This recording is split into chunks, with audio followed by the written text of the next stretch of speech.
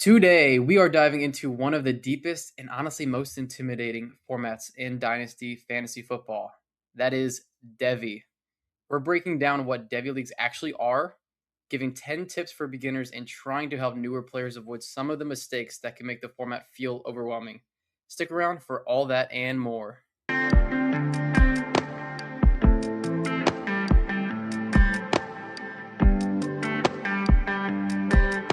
And welcome into the Dyno Construction Podcast. Just David and JP today. No Justin, unfortunately, to keep us on track. Apologize if we get a little sidetracked. Hopefully it's at least some good content, though. JP always loved doing a one-on-one with you. Rookie drafts pretty much in the books for you. We don't want to focus on this too much as a Devy episode, but any broad picture takeaways, any players you ended up with a lot more of than you expected, anything you want to report back on? I just really stuck to our process of sticking to running backs and tight ends because of the wide receiver class. I just didn't love the way it fell outside of the top six or so wide receivers, and even Boston at the sixth. I didn't love it. Yeah, that was my biggest takeaway. I just hammered running backs and tight ends. Yeah, if Katron Allen, Jonah Coleman, and Justin Jolly are all hits, this will be a massive draft season for me. I think my biggest takeaway was I found it interesting. Most drafts flew by because people weren't making trades because they've already accepted that people just don't want these picks. And then there were a couple of drafts that are taking forever. There's either a lot of trades or people just aren't picking or whatever. But it's just really weird that there weren't any normal paced drafts. But hope your 26 drafts went well. Let us know in the comments if you have any questions, if you're still in any drafts. We'd love to help you get through them. But this one's about Devy, man. It's a new format to us, new to us, and not nearly as popular as Dynasty. So we just kind of wanted to dive in, give a little 101 about what's going on, talk about what resources are out there, how to handle them, and then give some tips on what we've learned in our few years of doing Devy. I think it's important to start there. I don't think either of us would consider ourselves experts in Devy. We're in one Devy league together. It's going into its fourth season, so we've still got a lot to learn ourselves, but we have made and seen a lot of mistakes.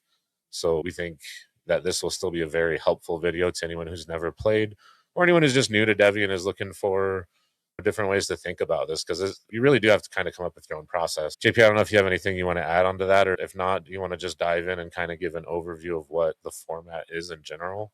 Yeah, it's basically just a regular Dynasty fantasy football league. You're still competing just like any other fantasy football league to win, but you can also roster players that are in college in the current season.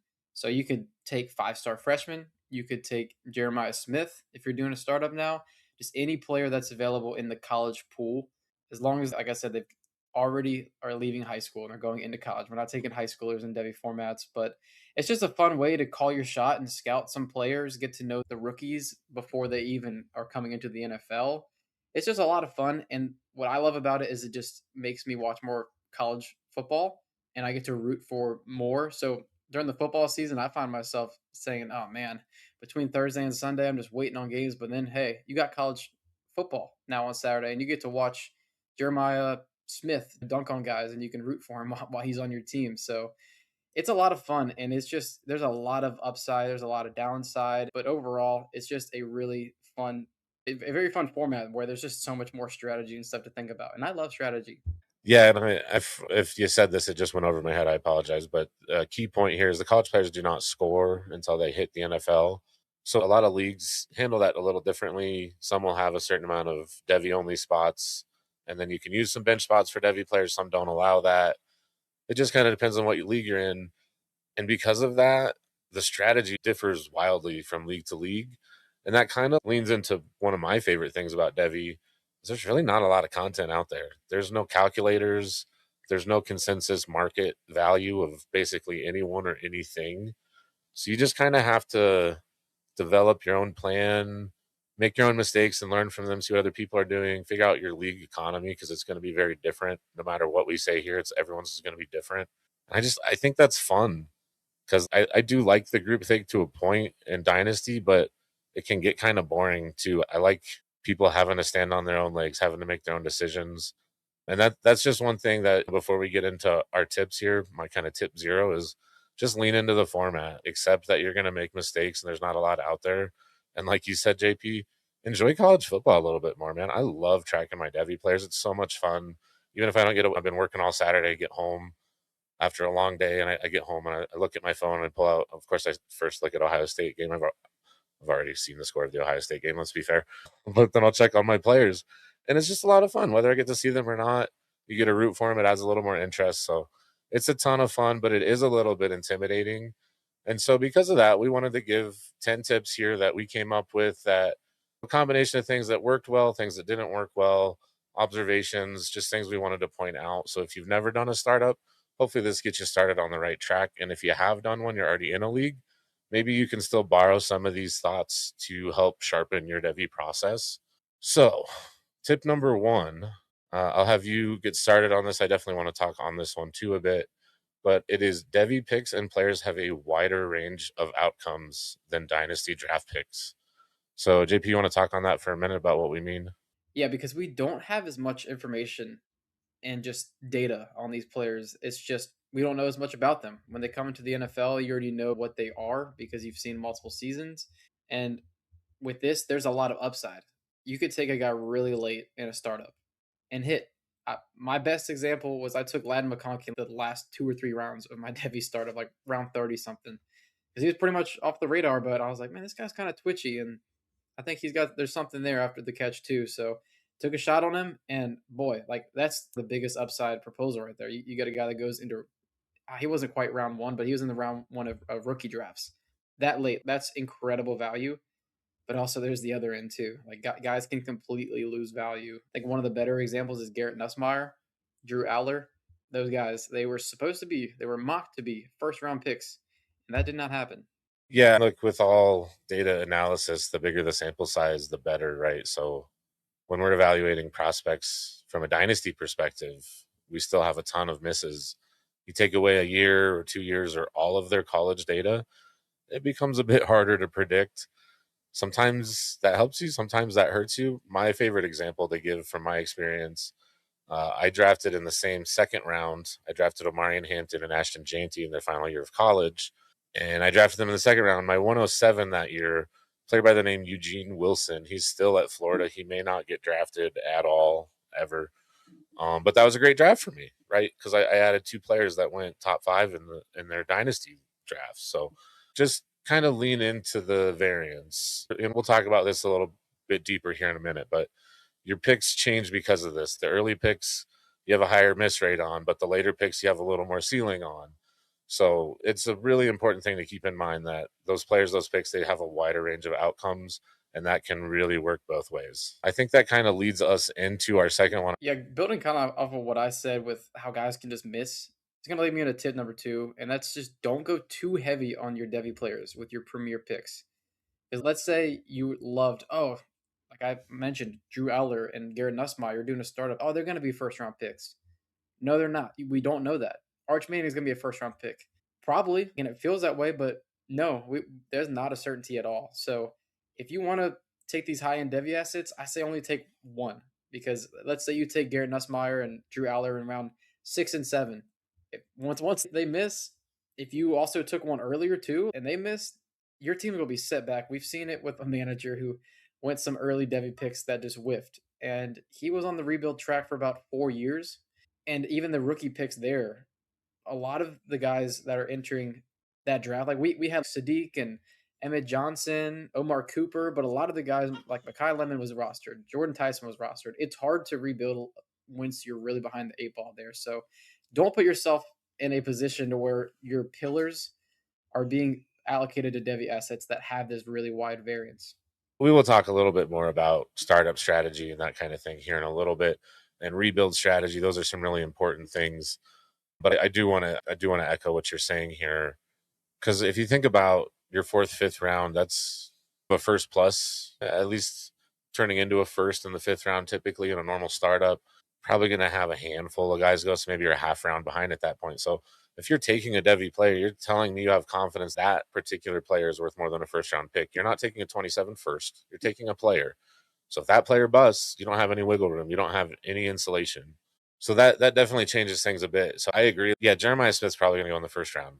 If not, certainly by the mid second, he will be off the board in the startup that we're going to do here any day now. And that's fine. He probably should. Arch probably be gone by the fifth, maybe a couple other guys, but you start getting into the guys that you project as mid to late first, even in this great 2027 class, you're adding a ton of risk to your roster when you're passing up players that really are kind of core players already in the NFL. Don't pass up great NFL value to roll the dice on these fancy toys. There's some that are worth it, but in general, it's not a great pick. And so that'll lead me to our next tip number 3, which is we kind of touched on in tip number 1, but that's how to value Devy rookie picks. And I think every league's going to be different based on how you allow. If there's a Devy cap, that's going to impact your roster construction. It's going to impact where rookie picks are valued because it just depends on how many high end assets are there. In our league, we don't have a cap. We have 6 dedicated Devy spots, and then you can use bench spots. So make your own natural cap, right? You still want to be able to compete, so you can't use too many bench spots. But we still have, I want to say, 3 to 5 players every year that go in the Dynasty first round that got missed. And we roster about 10 Devy players per team, so that's about 120 in the league. So if you're rostering less than that, expect a few more probably. And those picks are still valued pretty highly. But once that group and the maybe 2 or 3 returning college players and maybe one freshman that are like really good assets, once those guys are gone, you're really not talking about a first round value anymore. And that happens, in my experience, about pick 6, 7, 8, somewhere in there in the first round. So if you have an early first, you can still kind of treat it like a mid first in 27. But this is where it gets kind of weird, in my opinion. From that point till honestly the third or fourth round, it kind of feels more like the second ish. Maybe a little before the second at some points, maybe middle of the second at some points. But I was trading players that win in the second round for thirds and fourths, and I felt great about it. It just depends on your board. It depends on how things fall.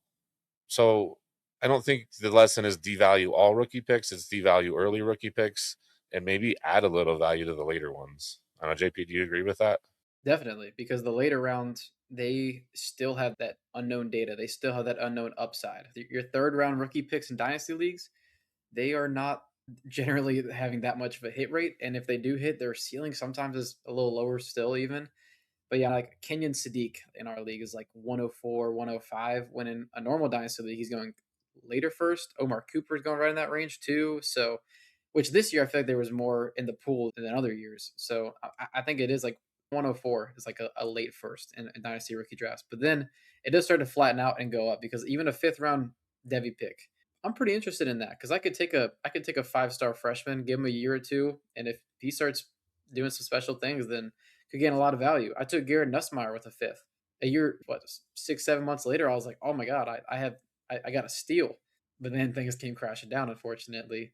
So yeah, I love the upside of the later picks, but the firsts you don't want to trade Jamar Chase away for 4 Devy firsts because if they're all late, then you're looking at guys like I don't know Emmett Johnson in that range or a Devy player. So that's not a strong move. If they're all early firsts, maybe it's fair, maybe.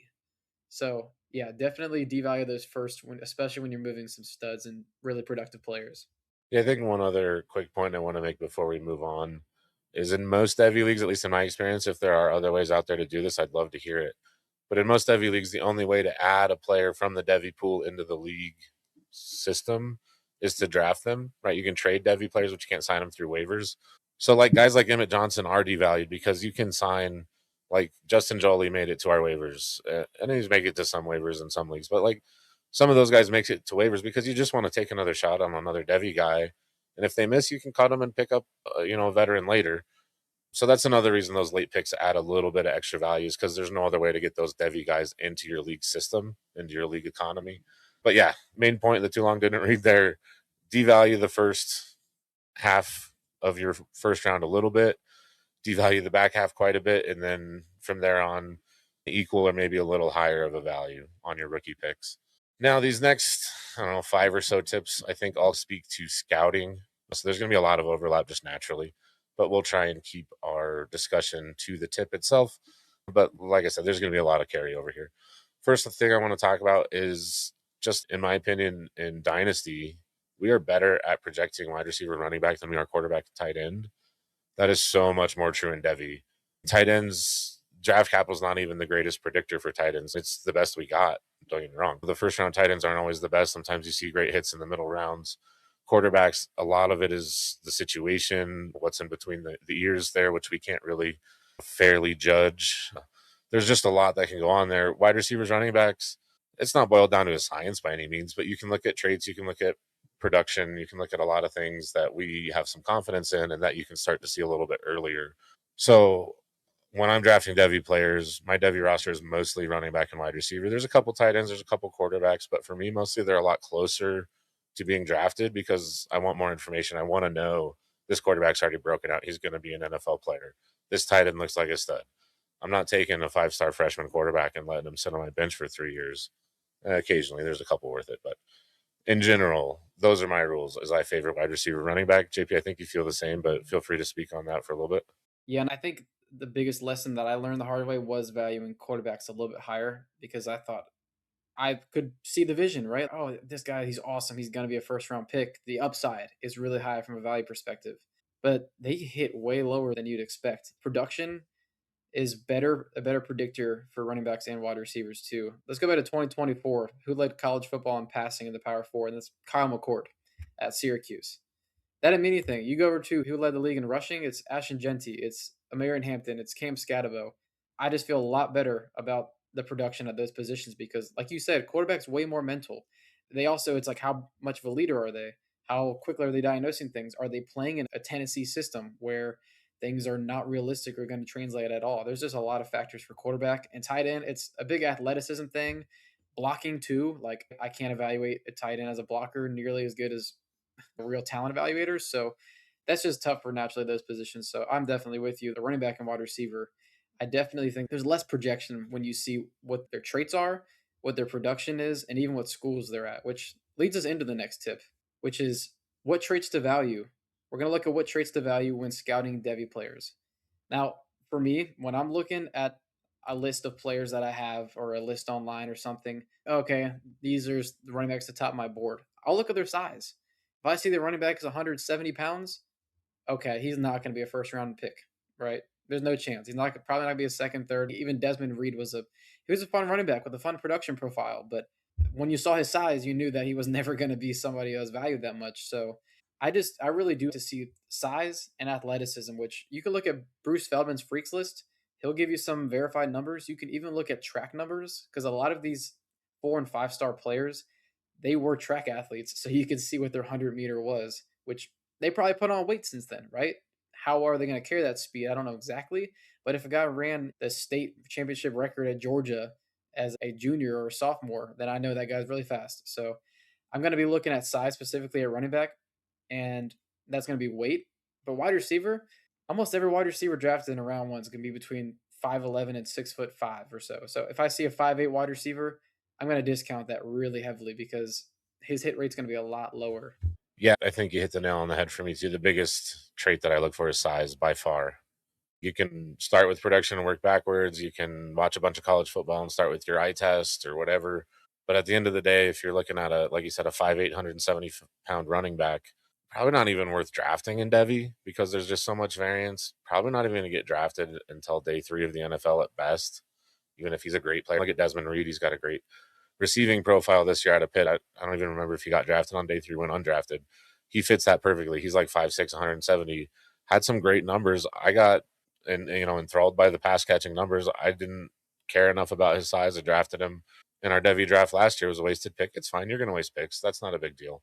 But I think had I just checked his size and convinced myself, hey, this guy's not an NFL back, I could have used that pick elsewhere. So that's the biggest thing for me. And then we don't really have a combine or anything, right? You can look at the freaks list, like JP said, you can go back and see some good high school numbers for players that did run track, things like that. You just watch too. Turn on a game or two. These guys are all good athletes in college, don't get me wrong, but the NFL guys, you can see. If it's an Ohio State versus Michigan game or Alabama and LSU or something, are they one of the best guys on the field? If it's Ohio State versus Memphis, are they the best player on Memphis? There's ways you can tell by just watching. But the biggest one, like you said, JP, it really is the size because they're listed by their school and they're going to grow whatever. That's not a perfect size. You have a little leeway. They're probably not going to be exactly right, but it's the best information we have. And you kind of know what these guys should be physically. Yeah, and I'll even turn on some highlights, and when I'll look at running backs breakaway runs because running backs get a lot of touches, they get breakaway runs. Are they getting caught 80, 90% of the time? Okay, that guy's probably runs a 4.6. I'm gonna devalue him. Or is it Jeremiah Love? Turn on his highlights. He doesn't get caught, right? And he ran a 4.3, which was no surprise. So I think you could even look at things like that at running back, wide receiver, maybe a little bit to tight end to a degree as well. Yeah, I agree. For me, my favorite is how fast can you get back to speed after a cut for a running back. If you do that quickly, I'm going to fall in love with you as a player, to be honest. That's what got me on Bucky and Jonah and a few other players for sure. Moving on, though, same idea, but we're just going to talk about production here. I'll start that. I look, it's not a perfect science. We don't have all of the information, and you can trust it a lot better with wide receiver, running back over tight end and quarterback, like we've discussed. But you really like to see early production. You like to see it against good competition, which is something we're going to talk about here in a second. But it's the same stuff you're looking for when you're projecting to the NFL. And to be honest, this is somewhere I'd really like to enhance my process more, is by looking into some of these actual numbers and trying to actually be able to predict some of these things. But I just treat it like I would an NFL prospect. I understand they haven't had their final year yet. Does their profile look like it's on track to be something that could be a good NFL profile? And that's vague. I get it.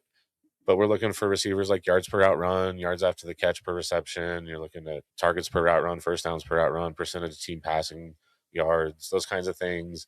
Running backs, missed tackles, force per attempt. Raw production in general. You want to see these guys produce at a young age, and you want to see them produce against good talent. Because, like I said, production is the biggest predictor, in my opinion. So that's what I do. If I see someone have a big week or a couple big weeks, or I start hearing a name, I'll look at their numbers, and then if I like them, I'll check their size. So I don't know, JP, you got any more specifics on production? I was pretty vague there, but Yeah, no, I think that was a good starting point for wide receiver. You want to look at yards per route run more than the raw numbers because yards per route run will give you a little bit of more insight. And you could look too, oh, he only played 7 games. That's why his production was down, but the yards per route run was awesome. And also, you can value certain programs more, like even in the Power Four. I'm not talking about smaller schools like Emmett Johnson running the show in Nebraska. That's pretty cool. But if somebody's putting that type of production at Ohio State, they're doing that at Alabama, Georgia, these programs that get a lot of 5-star talent, right? Because they're competing in a backfield with other very talented players too. So if they're able to have a really big year like that, then that's even more special. But yeah, I can't really tell exactly. I'm not watching every route of a wide receiver also to know how good and detailed the route running is, but I can look and say, oh, he broke 20 missed tackles. He can do that. I'll look at wide receivers all the time, and if I see, oh wow, he only broke 2 or 3 missed tackles, his upside's probably not that big because guys that don't really go in the first round typically. So I think the production point is definitely one of the biggest ones still because size at speed and production, if you put all those things together, that's how you get a first round pick. yeah, not only that, if we're looking for a first round pick, we want to see that production against high competition, which leads us to tip number 7. That's really how to factor in competition level when you're scouting Devy players. There's 2 ways to look at this, in my opinion. First of all, what team are you on? You're competing against players like the JP just said. You're competing against players in your position group for playing time. At Ohio State, if you're a receiver and you're getting a lot of playing time, you're probably really good. That's just a fact. If you're at Alabama or LSU, one of these other blue blood programs, you're doing great. That's really impressive. Now, some of these smaller school guys, you never know, right? You see some really great numbers from Harvard, and then the guy goes in the 6th round. And you're like, yeah, that makes sense. So it just depends, especially with the way NIL and transferring is today. If you're a really good player and you've made it through 3 years of college and you're not in the Power Five, I'm asking why, because that's where the money's at. That's where the NIL's at, and you have nothing holding you back from going before your final season. That was honestly the biggest knock we had on Janty was, why are you still at Boise? And it didn't matter that much, but it's always something you want to ask yourself, because we want to see these guys play against the best. And college right now is set up in a way where that should happen. So if it's not, I really wonder why. Yeah, I don't know. Those are my thoughts on competition level, though. Yeah, sometimes like we talked about the yards per route run for wide receivers. Like you'll see Bryce Lance. He had a huge, like awesome yards per route run his final season, but you cannot value that nearly the same as somebody doing that in the Power Four because the competition is just not as good. He's gonna be playing against former accountants and car salesmen. It's a joke, but it's very serious because the competition's not going to be making it to the NFL. Like 99% of them. And you can even look at yourself. You can look at ESPN, look at college football rushing leaders in 24, 25 receiving, and you'll see some names that you don't really know. And a lot of times because they play at a small school. So you can be like an average running back in the Power Four, go down to a G5 school, and you can dominate. We see it all the time. Or players they try to jump up, which is a respectful thing to do. Like Ahmad Hardy awesome running back prospect that could be RB1 next year. He jumped up. There was some skepticism. Let's see if he can do it. And he answered the bell. So you definitely have to weigh those things a lot heavier. I don't really have that much interest in a fourth year player at a small school putting up 1,400 yards, honestly. But I do for someone putting up 1,100 yards in the SEC. So it you can even see with draft capital too. Just look at the top running backs and wide receivers drafted. They're almost all from Power Four schools as well. I kind of want to sneak one in here, a follow up.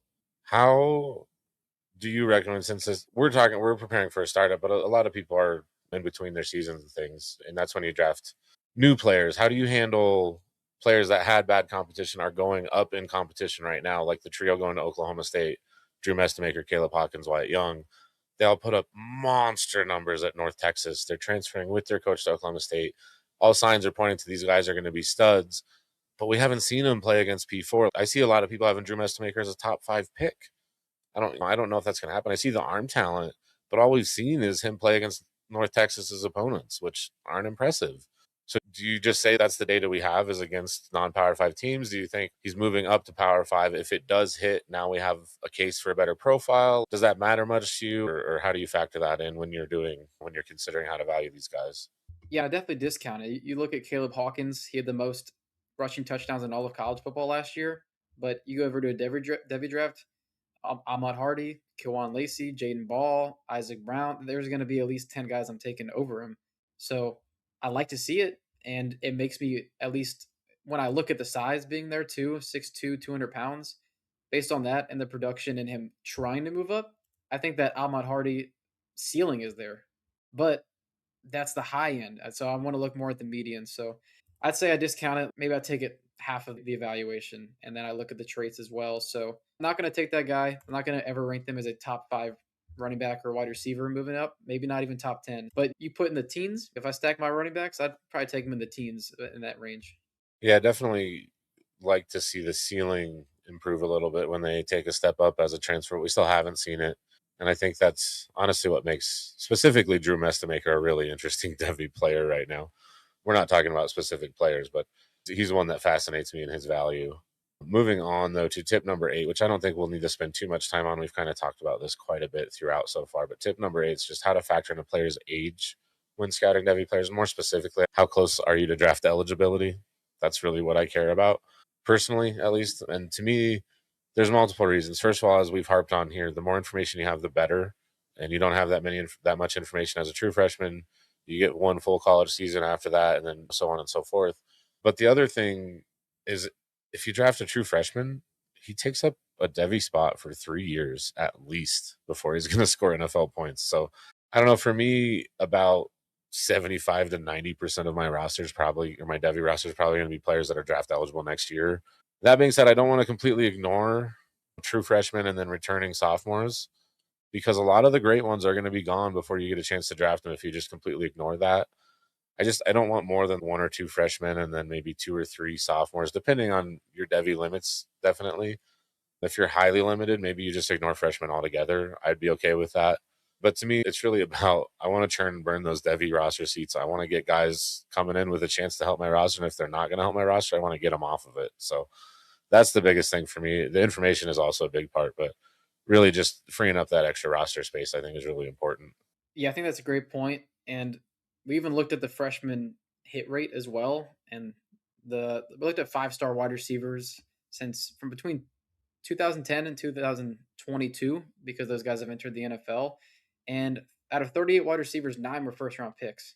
So don't think a 5-star, oh, he's going to be a first round pick. It's like a 25% chance or so, which not bad, but a lot of risk still. And also, whenever I was looking at this tip myself, I was thinking about age as in, are they a 5th-year guy, a 4th-year guy? So glad you took it a different direction. So I want to kind of call out, like, beware of the college fantasy football community.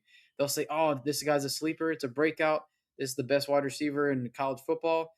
And then I'll be like, oh, who is this? And it's like a guy coming up from a small school and he's a 5th-year player. And then I'm like, oh, okay, never mind. I'm not that interested. Or maybe they'll put somebody on my radar who's entering their 4th year and he's coming off a 900-yard season. If I see that, okay, he's a senior, okay, that's fine. Versus if I see that as a freshman, oh, 900 yards as a freshman, he already had a young breakout age. That's a good signal for talent. And also, he's not a 21, 22 year old beating up on 19-year-olds. So there's a big age factor because if you're look at Ryan Williams, part of the reason he was so alluring was because he graduated high school early. He played as a 17-year-old in the SEC. It wasn't just the fact that he broke out as a freshman; it's that he was really young while doing it too. So that kind of raises up his shine in the community because even then, if he declares as a junior, he's going to play his whole rookie year as a 20-year-old, and that even helps dynasty value as well. So those things just translate all the way through. Yeah, I'm glad you mentioned the other end of age as a factor because definitely you want to look for those late breakouts and those 7-year players, whatever. It's becoming a little more normal with the NIL, but still, when you're 24, 23, and you're competing against 18, 19-year-olds, like you should be the best guy on the field. I think, though, that's enough on age. The last couple of tips are more big picture things. Tip number 9, I think this is really important, really overlooked, and I'm curious to hear your process on it. I'll talk about mine first. You got to make a big board. You're not going to have ADP to draft off of on a draft site. There's some Devy content creators that will give you some sort of resources. Like I've seen mock drafts that you can use to kind of make your own big board. I've seen some other things. Typically, it's a mock draft that you have to use to make your big board if you're not making one. And for the first couple years of playing Devy, that's how I did it. Last year, I made a revolutionary change for my Devy process personally. I started a note on my phone, and throughout the college football season, anytime someone stood out to me, whether it's because of something I saw, some numbers, like a great week, couple of weeks, like this guy had 150 yards against Alabama or something, look into that. Or someone I hear other people talking about, content creators do. We've done 27 mock drafts already. We've done a couple. I think we've done a 28. We're going to do 27, 28, 29 combined soon. So even your dynasty guys are going to start saying some of these names soon. Just make a note in your phone. You don't have to do anything other than put the name down and the team and the position. You can go back later. You can say, did this guy actually have a good season? Is this guy the right size? Does he fit any of the other things that I'm using to filter out my players? And then you put him on the list. But if you don't have that base, it's really hard to create that. And for me, that really helped when we had our Devy draft in our league that we already have. That really helped with preparing for the startup that we're about to go into. So I don't know if that's something you do, JP, or if you have some other part of your process that can help me and help our viewers. But that was probably the biggest change for me personally. It's funny. I do the exact same thing, but I started that year one. So the thing is, we have our startup draft. So there's already going to be Devy players taken out of the pool. So then I'll start making a list. As I even see off-season content, let's say you do a startup right now, off-season content like, oh, this guy actually wasn't drafted and he's interesting. So then I just add him to the list and I start building. And week one, I start to see some hype, big games. Same exact thing. And then I'll even put Malachi Tony after his third or fourth game. Oh, I put him fifth on my big board because I just want to put him up there high. Let's see how it goes. And yeah, and some of those guys, they have a crappy season the rest of the way, and I just keep bumping them down every few weeks. So yeah, I think that's a great way to do it. And also during the season, you should have somewhere, your league should have somewhere available to show you who is already rostered. Check that list, right? So then you're prepared. You don't have to check this list so thoroughly leading up to your draft.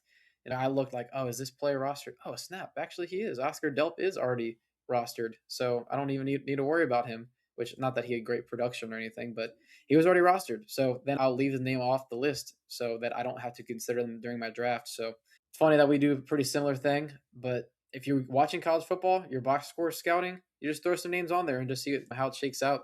Every couple of weeks, you can just move a couple players up and down.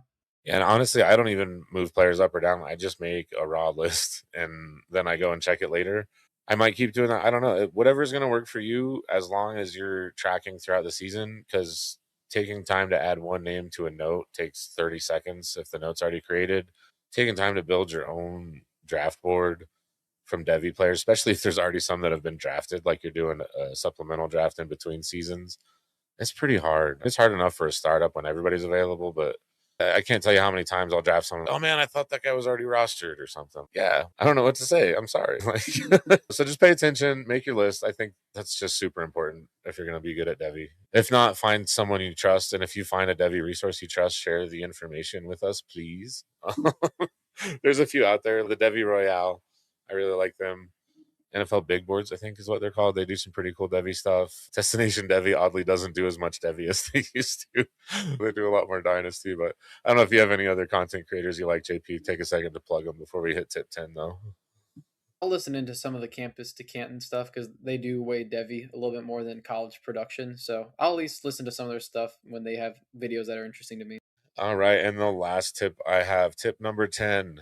I think this is probably the most important one. It kind of sums everything up, in my opinion.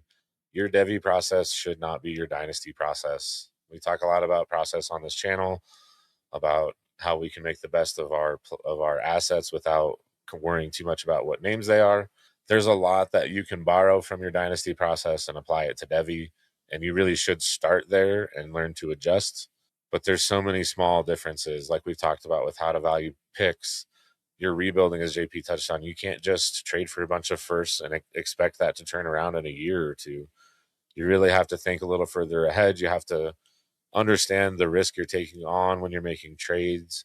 Like there's just so many more levels to this that you want to make sure you're not putting yourself in a hole you can't climb out of, or at least when it's not fun. You know what I mean?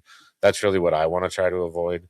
And I think that's what happened to the player JP was referring to, who going into year 4 was still rebuilding from year 1. He was about to turn it around, don't get me wrong, but he just kept taking true freshmen, and then eventually they would hit, but it takes forever to do it that way. So there's different ways. Your productive struggle, that's not a good startup strategy, in my opinion. There's definitely times to acquire picks. There's ways to use picks to help your team. And like I said, pick value is a little bit different. They're still going to help you, but you're not trading back trying to acquire future first. You're not going to trade your 6th round pick for a future first and be happy about it. It's definitely a different format, and just accept that. And like I said, apply your dynasty process, but you're going to have to develop your own for Devy.